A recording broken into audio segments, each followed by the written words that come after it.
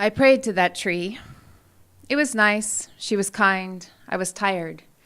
She held my hands. I rested. No, no, no. That's not how it went at all. I ran away. And I mean that in color. Linen dress and leathered feet, striking summer dirt, dust, gravel weeds, heat, dust, dust, like that kid in Charlie Brown, whose name I can't remember. But more like a galloping horse, but also like a blanket dragging my ego along the testy valley floor, across late afternoon, shadows of my doubt. I ran to that tree, even though I didn't know that I knew where I was going. It was the biggest tree. It had to hold all the universes inside my soul that I would barf there. Not stomach contents. I don't mean it like that. I mean my whole goddamn heart, my Milky Way, the ocean, my blood, my goddamn vocal cords, begging. I was hoarse. I was not just acting like one.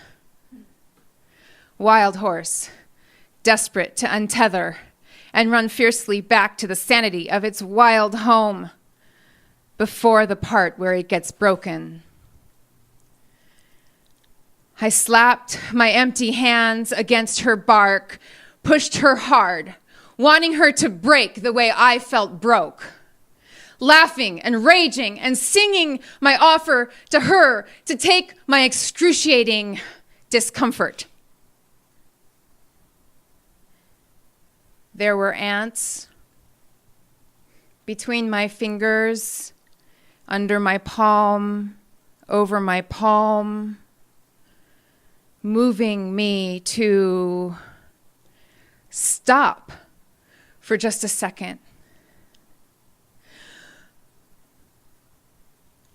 And my cries changed as a baby's does, from kicking tantrum to those sad little sniffly-hearted wrenching sobs,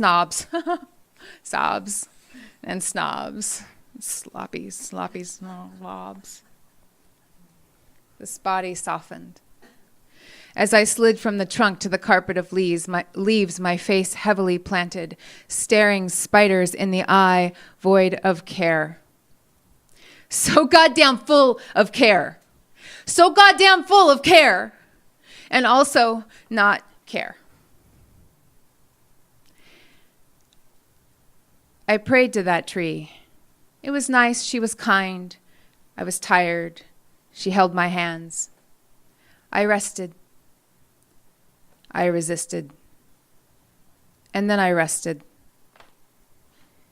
Even in the weighted need to stand back up, in my not care, not wholly there, but wholly there, I made my way to the top of the ledge at the bottom of the mountain. Almost twilight, and every step an effort to move beyond the shadowed path, to reach the bony ledge, to hold the fading sun, with dirty hands as the full moon began its rise with equal measure.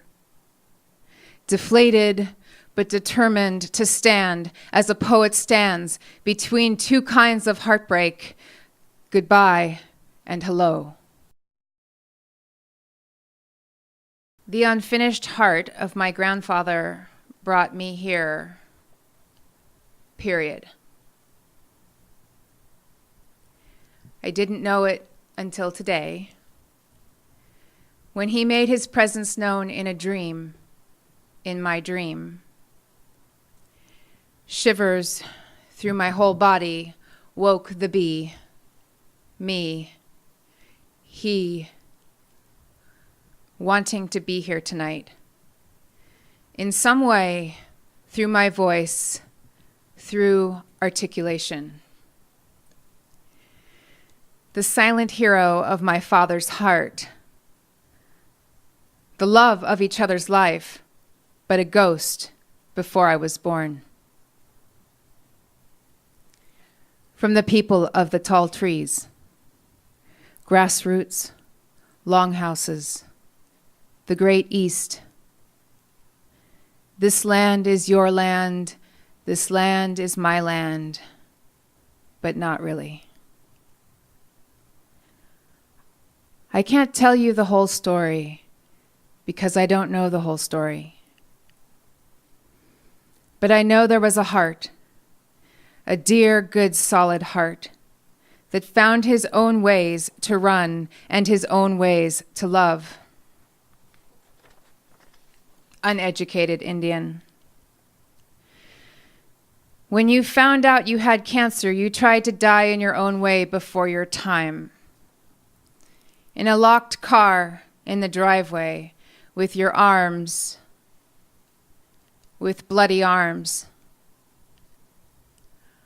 With my grandmother banging on the window and my father grabbing t-shirts because he knew he would need them.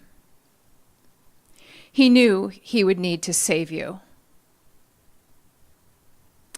My father was always so afraid of his children getting hurt. I thought he was overly skittish, chicken.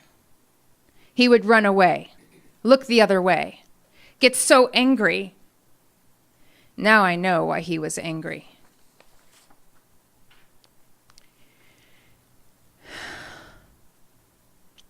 You didn't die that day, even though you probably thought it was a good day for that.